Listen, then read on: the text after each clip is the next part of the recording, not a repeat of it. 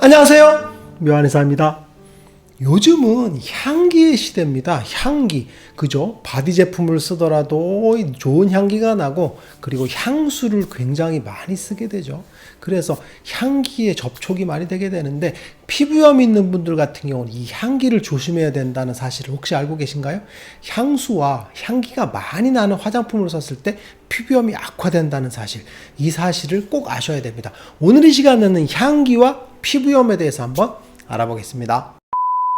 제가 과거에 보습제 관련해서 여러 영상을 만들었어요. 보습제가 피부염을 악화시킬 수도 있기 때문에 피부염 있는 분들은 보습제 사용을 적게 하라 그랬죠. 그리고 화장품의 종류가 많았을 때 피부 트러블이 유발될 수 있는 가능성이 더 많다 그랬죠. 그런데 그 말미에 어떤 이야기를 했냐면, 화장품에 의해서 피부 트러블이 생기는 원인은 향기인 경우가 많다라는 이야기를 했어요. 지나가면서 얘기해서 아마 대충 들었을 건데, 실제로 우리가 화장품을 썼을 때 화장품에 의해서 알레르기가 많이 발생을 하잖아요. 흔히 접촉성 자극 피부염이라고 하는 것들이 발생을 하는데, 이게 주된 이유가 향기 때문입니다. 대략 한 절반 정도가 향기 때문이라는 논문이 있거든요.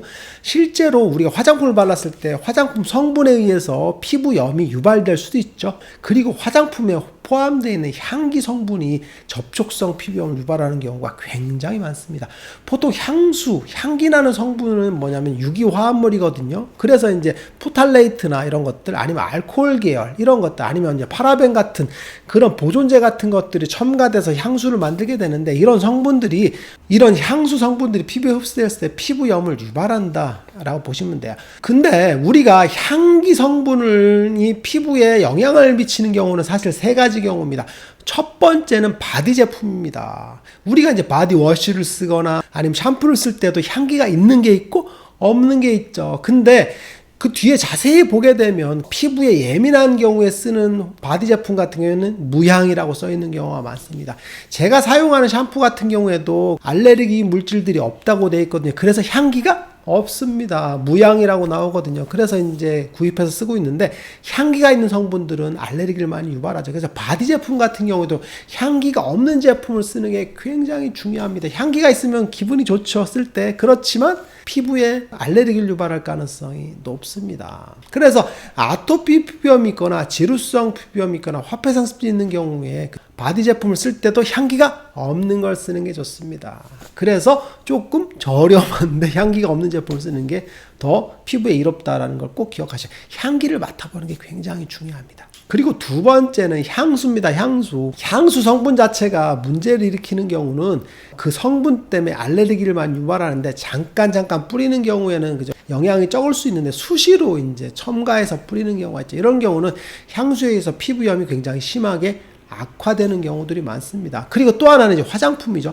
화장품 중에서도 향기가 많이 나는 제품들이 있습니다. 특히 여성용 제품들 같은 경우는 그런 경우가 있는데, 그런 경우에도 이제 피부염을 악화시킬 수 있습니다. 기본적으로 아토피용 보습제나 이런 보습제 라인들은 사실 향기가 거의 없습니다. 맡아보면 향이 하나도 없죠. 이게 왜 그러냐면 접촉성 피부염을 유발할 가능성이 굉장히 높죠. 그래서 뺀 겁니다. 그래서 아이용 보습제 같은 경우 향이 거의 없죠. 그런데 성인용 화장품 같은 경우는 그죠, 향이 굉장히 풍부한 경우가 있죠. 이런 경우도 이제 무심코 썼을 때 피부에 염을 유발하는데, 이게 문제가 뭐냐면 화장품에 있는 그죠, 향수 성분은 문제가 심각한 경우들이 많아요. 뭐냐면 우리가 피부에 바르죠. 그러면 이게 향수처럼 휘발성으로 날아가는 게 아닙니다. 이 성분 자체가 계속 유지됩니다. 그래서 한두 시간 있다 사라지는 그런 향수 성분이 아니라 오랫동안 하루 종일 영향을 미치죠. 그래서 제가 보습제나 로션 같은 것들, 크림 같은 것들을 사용을 적게 하고, 그리고 종류를 줄이라고 하는 이유가 그것 때문입니다.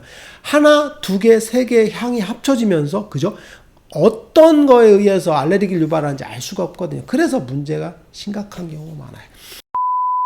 그러면 모든 사람들이 다 향수를 쓰지 말고 향기 있는 화장품을 쓰지 말고 바디 제품들도 향기 없는 걸 쓰는 게 맞을까요? 그렇지는 않아요.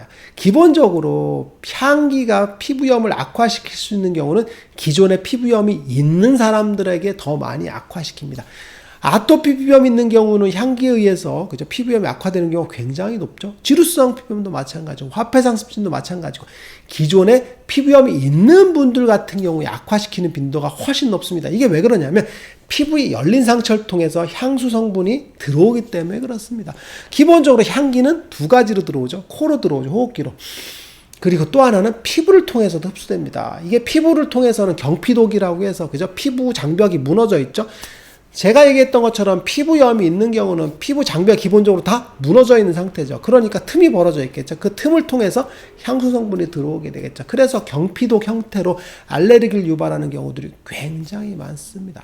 그리고 향기 성분 중에 또 안 좋은 게 뭐냐면 광알레르기입니다. 우리가 천연향 같은 경우는 이제 첨가되는 것들을 이제 좋다고 하죠. 천연 성분이니까 천연 유래 향이 첨가된 이런 화장품 같은 것들을 되게 좋게 생각하는데 천연 성분이라고 해서 무조건 좋은 게 아닙니다.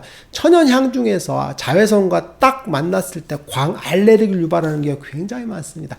이런 경우에도 피부염을 유발하거든요. 그런데 그게 기존에 피부염이 있는 분들이 더 많이 악화되는 그런 기전이겠죠.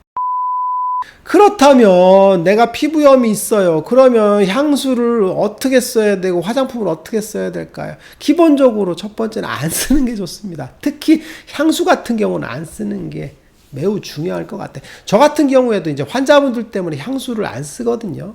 거의 사용을 하지 않고 있는데 향수 같은 것들을 안 쓰는 게 매우 중요합니다.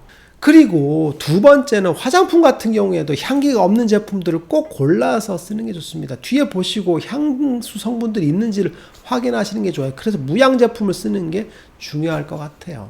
그리고 향수를 꼭 써야 된다. 이런 경우에는 그죠? 얼굴이나 목 정도 이런 데 쓰지 마시고 손등 같은 데 그죠? 말초 쪽에다가 쓰는 게 좋습니다. 이런 경우는 이제 휘발이 잘 되고 그리고 남에게 향기가 가는 거지 나한테 향기가 오는 빈도는 좀 적죠. 근데 목 같은 데 향수를 직접 뿌리게 되면 피부염을 많이 악화시킬 수가 있겠죠.